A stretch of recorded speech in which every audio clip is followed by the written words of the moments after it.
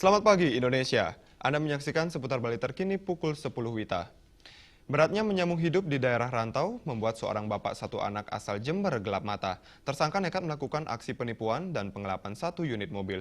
Modus pelaku adalah mengaku sebagai seorang general manager sebuah perusahaan ternama yang membuat korbannya percaya dan menyerahkan mobil kepada tersangka.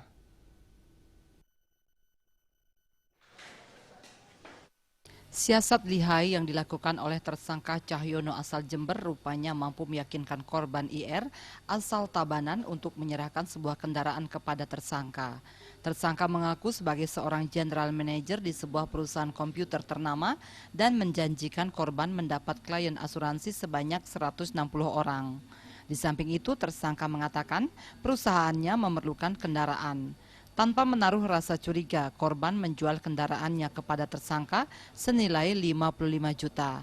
Selanjutnya tersangka menjual mobil itu kepada orang lain berinisial AH senilai 61 juta rupiah.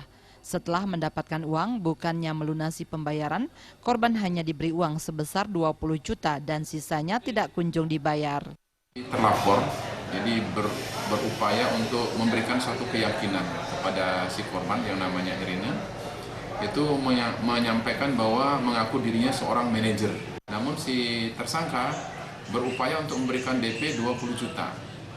Nah, dia minta BPKB dengan SNK lengkap, ternyata BPKB-nya digadekan di salah satu bank swasta.